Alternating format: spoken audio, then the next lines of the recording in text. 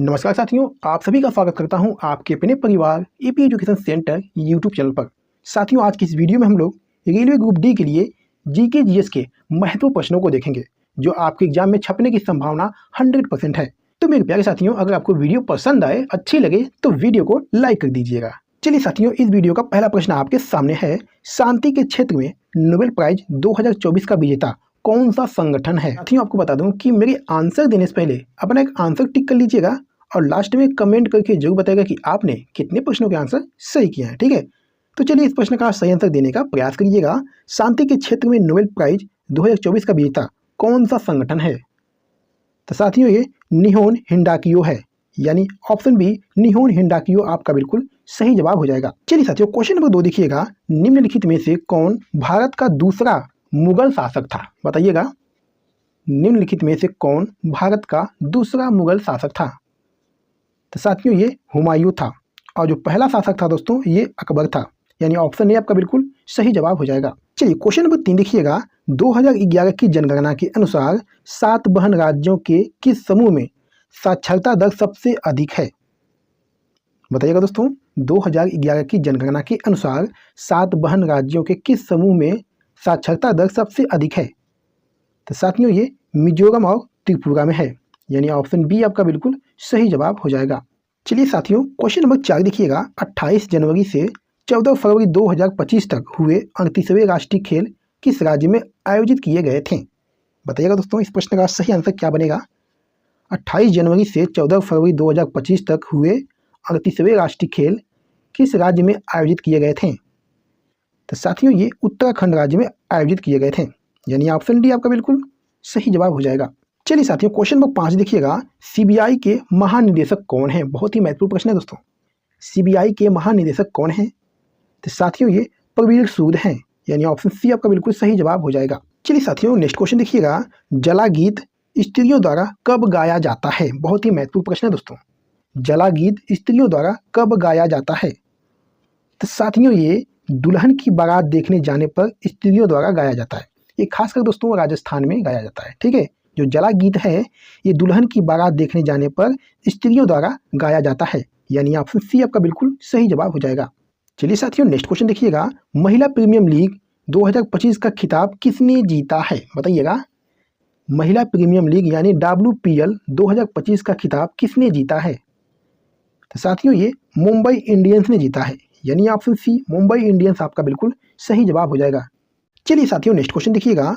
बांदीपुर राष्ट्रीय उद्यान से कौन सी नदी बहती है? Very very important question. इस प्रश्न का सही आंसर क्या बनेगा साथियों? बांदीपुर राष्ट्रीय उद्यान से कौन सी नदी बहती है? तो साथियों, ये काबिनी नदी बहती है, यानी ऑप्शन सी आपका बिल्कुल सही जवाब हो जाएगा। दोस्तों, कावेरी नदी की सहायक नदी भी है दोस्तों। जो काबिनी नदी है ये दोस्तों कावेरी नदी की सहायक नदी भी है। चलिए साथियों, नेक्स्ट क्वेश्चन देखिएगा। 1976 में भारत में पहला महिला अंतर्राष्ट्रीय टेस्ट क्रिकेट मैच कहाँ आयोजित किया गया था? बताइएगा, क्या बनेगा इस प्रश्न का सही आंसर साथियों? 1976 में भारत में पहला महिला अंतर्राष्ट्रीय टेस्ट क्रिकेट मैच कहाँ आयोजित किया गया था? तो साथियों, ये बेंगलुरु में किया गया था, यानी ऑप्शन बी आपका बिल्कुल सही जवाब हो जाएगा। चलिए साथियों, क्वेश्चन नंबर 10 देखिएगा। कश्मीर के दक्षिणी भाग में वेरीनाग में बसंत में कौन सी नदी निकलती है? बहुत ही अच्छा प्रश्न है दोस्तों। कश्मीर के दक्षिणी भाग में वेरीनाग में बसंत में कौन सी नदी निकलती है? तो मैं कहूँगा दोस्तों, ये झेलम नदी निकलती है, यानी ऑप्शन बी झेलम आपका बिल्कुल सही जवाब हो जाएगा। चलिए साथियों, नेक्स्ट क्वेश्चन देखिएगा। संविधान का 74वां संशोधन किससे संबंधित है? बताइएगा, संविधान का 74वां संशोधन किससे संबंधित है? दोस्तों, अगर आपको वीडियो पसंद आ गई है तो वीडियो को एक लाइक जरूर करिएगा। ठीक है, तो साथियों, संविधान का जो 74वां संशोधन है ये शहरी स्थानीय स्वशासन से संबंधित है, यानी ऑप्शन बी आपका बिल्कुल सही जवाब हो जाएगा। चलिए साथियों, नेक्स्ट क्वेश्चन देखिएगा। दौल उत्सव मुख्यतः निम्नलिखित में से किस राज्य में मनाया जाता है? दौल उत्सव मुख्यतः निम्नलिखित में से किस राज्य में मनाया जाता है? तो साथियों, दौल उत्सव जो है ये असम राज्य में मनाया जाता है, यानी ऑप्शन बी असम आपका बिल्कुल सही जवाब हो जाएगा। चलिए साथियों, क्वेश्चन नंबर 13 देखिएगा। भारतीय संविधान का अनुच्छेद 40 जो है ये किससे संबंधित है? बताइएगा दोस्तों, भारतीय संविधान का अनुच्छेद 40 जो है ये किससे संबंधित है? तो मैं कहूँगा साथियों ये ग्राम पंचायतों के संगठन से संबंधित है। जो अनुच्छेद 40 है ये ग्राम पंचायतों के संगठन से संबंधित है, यानी ऑप्शन बी आपका बिल्कुल सही जवाब हो जाएगा। चलिए साथियों क्वेश्चन नंबर 14 देखिएगा, इंटरनेशनल एमी अवार्ड के लिए पहले भारतीय होस्ट कौन घोषित हुए हैं? बताइएगा, बहुत अच्छा प्रश्न है दोस्तों। इंटरनेशनल एमी अवार्ड्स के लिए पहले भारतीय होस्ट कौन घोषित हुए हैं? तो साथियों ये वीर दास जो है ये घोषित हुए हैं। ये अवार्ड दोस्तों अमेरिका द्वारा दिया जाता है और ये टेलीविजन और पत्रकारिता के लिए दिया जाता है, यानी ऑप्शन सी आपका बिल्कुल सही जवाब हो जाएगा। चलिए साथियों क्वेश्चन नंबर 15 देखिएगा, निम्नलिखित में से कौन भारत की एकमात्र सार्वजनिक रूप से प्रसिद्ध महिला शहनाई वादक हैं? बताइएगा दोस्तों, इनमें से कौन जो है भारत की एकमात्र सार्वजनिक रूप से प्रसिद्ध महिला शहनाई वादक हैं? तो साथियों ये बागेश्वरी कंवर हैं, यानी ऑप्शन सी बागेश्वरी कंवर आपका बिल्कुल सही जवाब हो जाएगा। चलिए साथियों नेक्स्ट क्वेश्चन देखिएगा, निम्न में से किस नृत्य में किसी भी वाद्य यंत्र का प्रयोग नहीं किया जाता है? बहुत ही महत्वपूर्ण प्रश्न है दोस्तों आपके एग्जाम के लिए। बताइएगा इस प्रश्न का सही आंसर क्या बनेगा साथियों? किस नृत्य में किसी भी वाद्य यंत्र का प्रयोग नहीं किया जाता है? तो साथियों ये वालक नृत्य में, यानी ऑप्शन डी आपका बिल्कुल सही जवाब हो जाएगा। वालक नृत्य में दोस्तों किसी भी वाद्य यंत्र का प्रयोग नहीं किया जाता है। चलिए साथियों क्वेश्चन नंबर 17 देखिएगा, निम्नलिखित में कौन सी खिलाड़ी जो है टेबल टेनिस से संबंधित हैं? बताइएगा दोस्तों, इनमें से कौन सी खिलाड़ी हैं जो टेबल टेनिस से संबंधित हैं? तो साथियों ये मनिका बत्रा हैं, यानी ऑप्शन डी मनिका बत्रा आपका बिल्कुल सही जवाब हो जाएगा। चलिए नेक्स्ट क्वेश्चन देखिएगा, मूसी और भीमा किस नदी की सहायक नदियां हैं? बहुत ही अच्छा प्रश्न है दोस्तों। मूसी और भीमा किस नदी की सहायक नदियां हैं? तो साथियों ये कृष्णा नदी की हैं, यानी ऑप्शन सी कृष्णा आपका बिल्कुल सही जवाब हो जाएगा। चलिए साथियों नेक्स्ट क्वेश्चन देखिएगा, सितंबर 2024 में प्रतिष्ठित दादा साहेब फाल्के पुरस्कार से किसे सम्मानित किया गया था?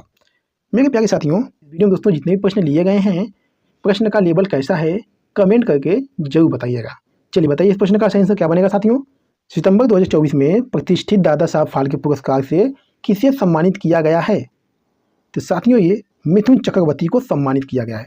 ठीक है, सितंबर 2024 में दादा साहब फाल्के पुरस्कार से मिथुन चक्रवर्ती को सम्मानित किया गया है, यानी ऑप्शन बी आपका बिल्कुल सही जवाब हो जाएगा।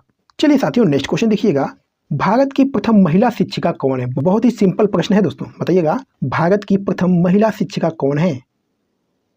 तो साथियों ये सावित्रीबाई फूले हैं, यानी ऑप्शन ए आपका बिल्कुल सही जवाब हो जाएगा। चलिए साथियों नेक्स्ट क्वेश्चन देखिएगा, उर्मिला सत्यनारायण किस भारतीय शास्त्रीय नृत्य शैली की प्रतिपादक हैं? बताइएगा दोस्तों, उर्मिला सत्यनारायण किस भारतीय शास्त्रीय नृत्य शैली की प्रतिपादक हैं? तो साथियों ये भरतनाट्यम की, यानी ऑप्शन ए आपका बिल्कुल सही जवाब हो जाएगा। चलिए साथियों नेक्स्ट क्वेश्चन है, निम्नलिखित में से किस राज्य को हरित क्रांति के लिए भारत में आरंभ स्थल के लिए चुना गया था? बहुत ही महत्वपूर्ण प्रश्न है दोस्तों। इस प्रश्न का सही आंसर बताइएगा क्या बनेगा? किस राज्य को हरित क्रांति के लिए भारत में आरंभ स्थल के लिए चुना गया था? तो साथियों ये पंजाब राज्य को चुना गया था, यानी ऑप्शन आपका पंजाब बिल्कुल सही जवाब हो जाएगा। चलिए साथियों नेक्स्ट क्वेश्चन है, जून 2021 तक प्राप्त जानकारी के अनुसार भारत में कितने बायोस्फीयर रिजर्व स्थापित हैं? बताइएगा जून 2021 तक प्राप्त जानकारी के अनुसार भारत में कितने बायोस्फीयर रिजर्व स्थापित हैं? साथियों ये 18 हैं, यानी ऑप्शन सी आपका बिल्कुल सही जवाब हो जाएगा। चलिए साथियों नेक्स्ट क्वेश्चन है, संविधान की 11वीं अनुसूची में कितने विषय दिए गए हैं? बताइएगा संविधान की 11वीं अनुसूची में कितने विषय दिए गए हैं?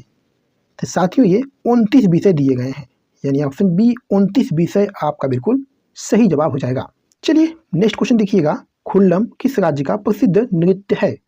बताइएगा दोस्तों, खुल्लम किस राज्य का प्रसिद्ध नृत्य है? तो साथियों ये मिजोरम राज्य का है। ठीक है, जो खुल्लम नृत्य है ये मिजोरम राज्य का प्रसिद्ध नृत्य है, यानी ऑप्शन सी आपका बिल्कुल सही जवाब हो जाएगा। चलिए मेरे प्यारे साथियों नेक्स्ट क्वेश्चन देखिएगा, अंडमान और निकोबार द्वीप समूह की राजधानी पोर्ट ब्लेयर का नया नाम क्या है जिसका ऐलान केंद्र सरकार ने किया? बताइएगा अंडमान और निकोबार द्वीप समूह की राजधानी पोर्ट ब्लेयर का नया नाम क्या है? तो साथियों ये श्री विजयपुरम है, यानी ऑप्शन सी श्री विजयपुरम आपका बिल्कुल सही जवाब हो जाएगा।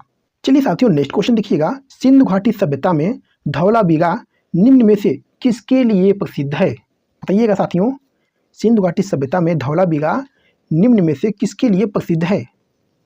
तो साथियों ये जल संरक्षण के लिए प्रसिद्ध है, सिंधु घाटी में दोस्तों धौलावीरा जो है ये जल संरक्षण के लिए प्रसिद्ध है, यानी ऑप्शन सी आपका बिल्कुल सही जवाब हो जाएगा। चलिए साथियों नेक्स्ट क्वेश्चन देखिएगा, किस देश में याला ग्लेशियर को मृत घोषित किया गया? कई देशों के लोगों और ग्लेशियोलॉजिस्ट ने मई 2025 में श्रद्धांजलि दी। बहुत ही अच्छा प्रश्न है दोस्तों, बताइएगा इस प्रश्न का सही आंसर क्या बनेगा साथियों। किस देश में याला ग्लेशियर को मृत घोषित किया गया और कई देशों के लोगों और ग्लेशियोलॉजिस्ट ने मई 2025 में श्रद्धांजलि दी? तो साथियों ये नेपाल देश में, यानी ऑप्शन ए आपका बिल्कुल सही जवाब हो जाएगा। चलिए मेरे प्यारे साथियों क्वेश्चन नंबर 29 देखिएगा, सैंडल पीक सबसे ऊंचा शिखर किस पर्वत का है? बहुत ही अच्छा प्रश्न है दोस्तों। सैंडल पीक सबसे ऊंचा शिखर जो है ये किस पर्वत का है? तो मैं कहूँगा दोस्तों ये उत्तरी अंडमान का है, यानी ऑप्शन ए उत्तरी अंडमान आपका बिल्कुल सही जवाब हो जाएगा। चलिए मेरे प्यारे साथियों इस वीडियो का लास्ट क्वेश्चन है, भारतीय दलहन अनुसंधान संस्थान कहाँ स्थित है? बताइएगा, भारतीय दलहन अनुसंधान संस्थान कहाँ स्थित है?